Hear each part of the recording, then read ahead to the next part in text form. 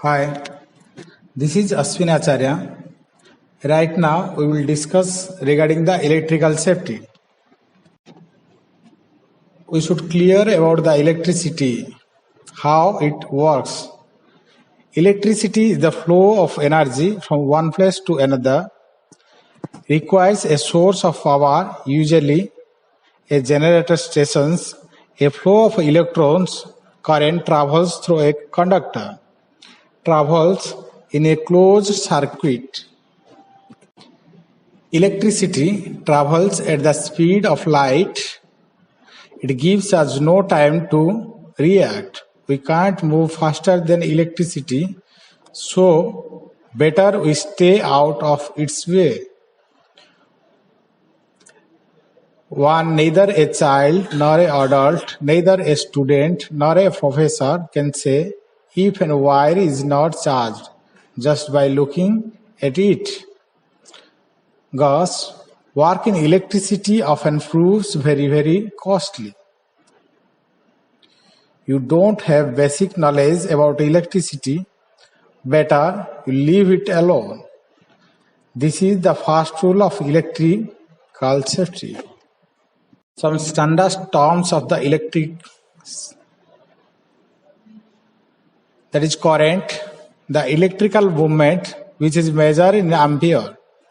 Circuits, the complete path of the current, include the electricity source, a conductor, and the output device or load such as a lamp, tools or heater.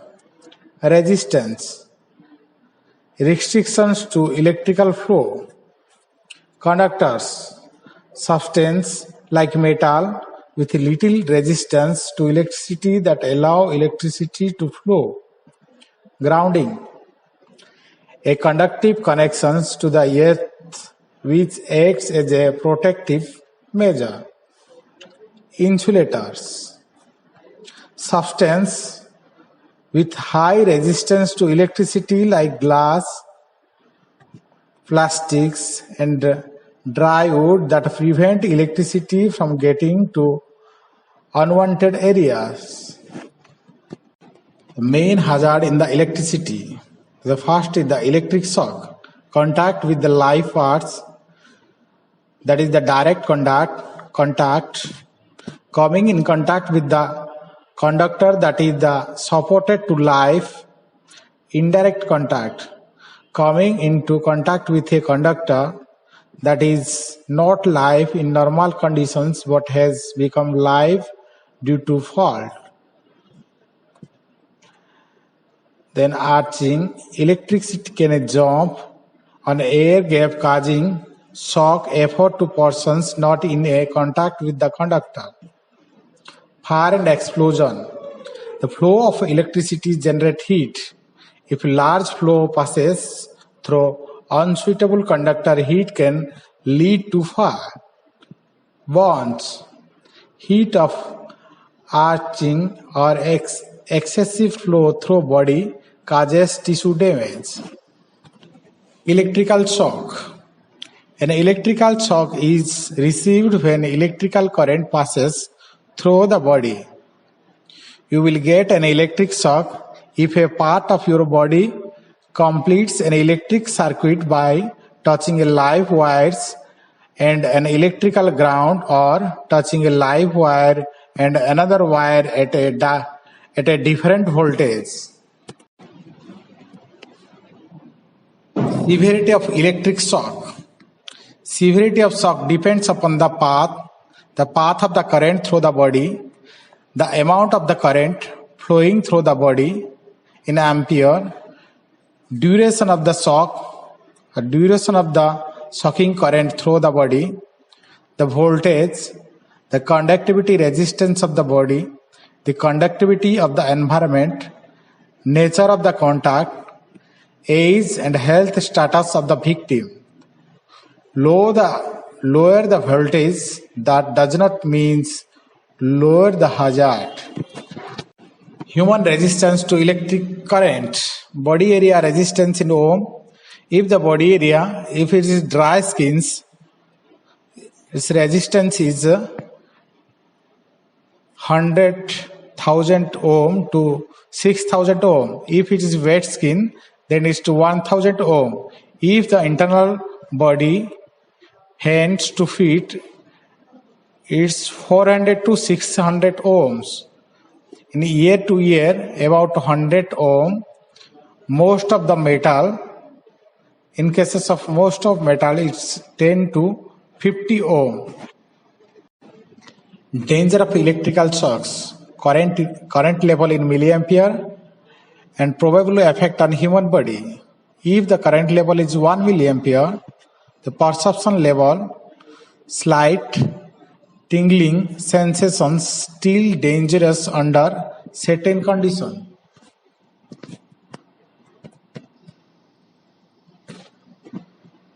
If the current level in 5 milliampere, then the probable effect of in the human body slightly shocks fell. Not painful but disturbing. Average individual can let go. However, strong involuntary reaction to shock in this range may lead to injuries. If the current level is 6 to 30 milliampere, that is the probable effect on human body, that is in painful shock. Muscular control is lost. This is called the freezing current or let go range. If the current level is 50 to 150 milliampere, then it's extremely pain. The respiratory arrest or the cardiac arrest, severe muscular contractions, individual cannot let go, death is possible. If the current level is 1000 to 4300 milliampere, then ventricular vibrations, and the muscular contraction and nerve damage occur, death is most likely. If the current level is more than 10,000 milliampere, there is the probability effect in human body is cardiac arrest, severe burns, and probably death. If a person has received an electric shock, do not touch the injured or victim persons until the current is switched off. If the current cannot switch off, stand on some dry insulating material and use a wooden or plastic implement to remove the injured persons from electric source. Provide first aid, call for the professional help. Effect of electricity on the body. The electricity can damage to the nervous systems. The electricity fibrillations irregular the heartbeat. The electricity that burns the tissues at entry and exit. Electricity damage to the internal organs, the muscular contractions and may lead physical trauma that may stop the breathing or respiratory or may cause paralysis and stopping the heart or cardiac arrest. A secondary effect of electric shock. The fall from height,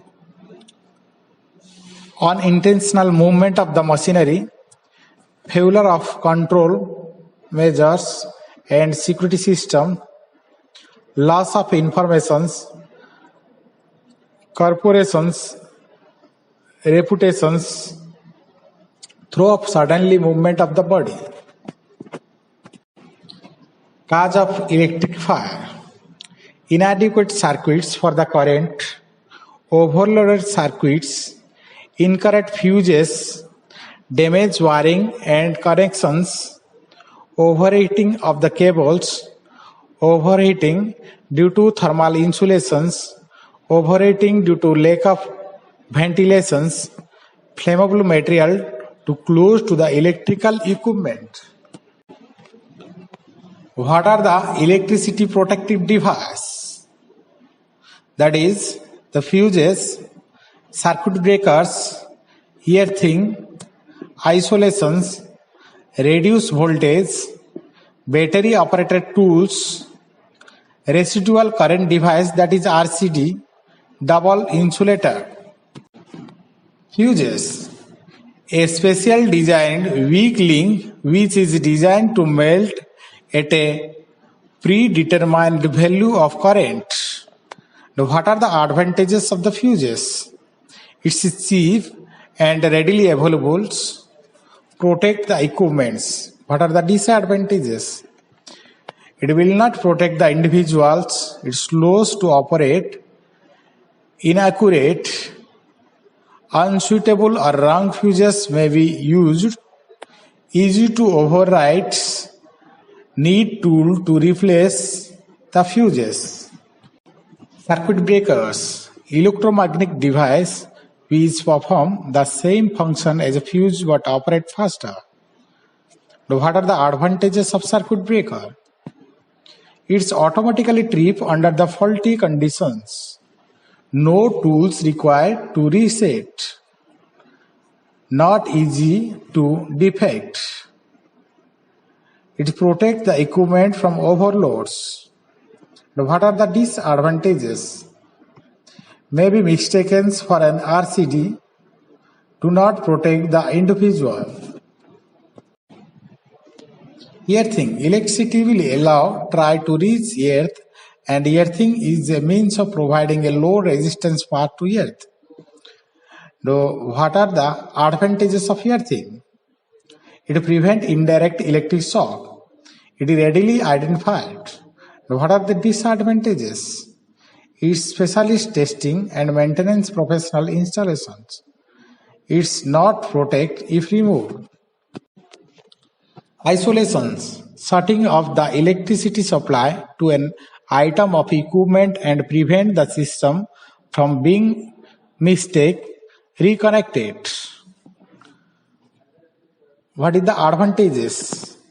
The safest options as it eliminates electricity. It may be physically locked off. What are the disadvantages?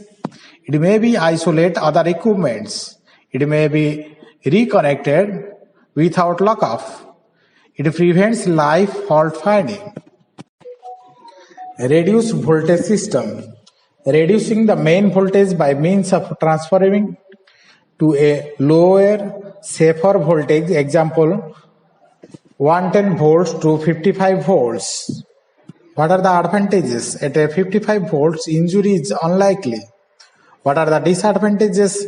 The specialist equipment, example transformer required. Second, it leads from supply to transfer at a higher voltage, needing protections with RCD. Battery operated tools operated by battery. What are the advantages? Little risks during the normal use. Not restrict by level. No tray linkable. What are the disadvantages? Limited uses. Low power output. Constant charging required. Residual current circuits. Compare the electricity flow to the equipment with the return flow, and if the difference is detected, the equipment is isolated. Advantages: rapid and sensitive, difficult to defer, easy to use, test and reset, cannot be reset with fault on the circuits. What are the disadvantages? Maybe isolate crucial equipment if one RCD cover a number of distribution point, example freezer, computer, and etc. Mechanical device which could fail. No overload protection system. Double insulations. Two separate layers of isolations are provided which allow for fault detections. Where one layer has failed, the other still provide protections. What are the advantages? Two layers of insulations prevent users contact with any live part. No earth required. What are the disadvantages? The physical damage may defect double insulations. No earth, therefore no protections if used with equipments that require earth. What are the hazards in the overhead power lines? Usually not insulated. The examples are equipment that can contact with the power lines. That are the crane, ladders, scaffold, scissor lift, raised dump truck, bed, aluminum paint, rollers. The control of overhead power lines. Stay at least 10 feet away. Post a warning signs. Assume that lines are energized. Use wood or fiberglass ladders. Not use the metal ladders and metals. Power line workers need special training and personal protective equipment. Portable electrical equipment accidents caused by the using of unsuitable apparatus, inadequate maintenance using defect apparatus, modification by unauthorized personnel, modifications when the appliance is in life, using the equipment is suitable environments, no system of inspections or removal of damage of the equipment. The precautions using portable equipments. Reduce the voltage operations, use of RCB, protect against overload, cable insulated, correct seating, sufficient socket outlets, use of cable drum, the correct maintenance and repair, reduced voltage operations, regular inspections, properly trained. Keeps to the tool safety. Use gloves and appropriate footwear. Store in a dry place when not in use. Do not use when it is in a wet and damp conditions. Keep working area well and lit. Ensure not a tripping hazard. Don't carry a tool by the cord. Don't yank the cord to disconnect it. Keep cords away from the heat, oil and surface. Disconnect when not in use and when charging accessories such as blades and beads. Remove the damaged tools from use. The frequency of inspections and testing of electrical equipment. Manufacturer recommendations, age of the equipments, the double insulated earthed, the type of cable, the extent of use, user of the equipments, depends upon the environment, abuse or misuse, the history of the equipments. Electrical safety in office environments. The equipment of approved standards we will use. Periodically maintenance of fixed electrical installations. There is a means of isolations, the connections wiring free from the defect. Must use the correct fuses. Use the plug correct wired. No overloading of the sockets. Appliances switched off when not in use in the office environments. PAT test in time. RCDs used in time. The system of reporting when it is defect. Precautions for working live equipments. Trained and competent staff, accompanied by another person's adequate information about the risk, suitable insulate tools, insulated barriers or screens, suitable instruments and test-proof personal protective equipment, mats, permit to work, restricted access.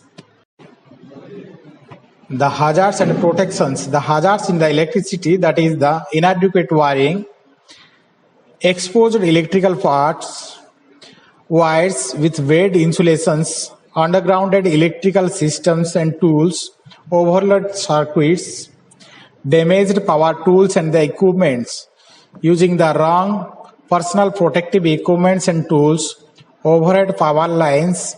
All hazards are made worse in the wet conditions. What are the protective measures? The protective measures are the proper grounding, use of GF CIs use fuses and circuit breakers.